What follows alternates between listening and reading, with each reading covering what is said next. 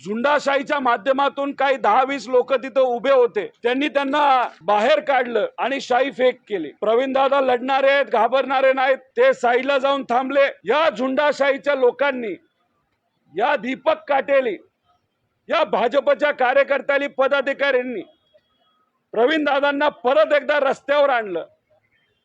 परत कुठेतरी त्यांना कदाचित आपल्याला म्हणावं लागेल, हा त्यांना मारण्याचा कट होता। आम्हाला असंही कळतंय की त्या दीपक काटेकडे बंदूक होती, पिस्तूल होता।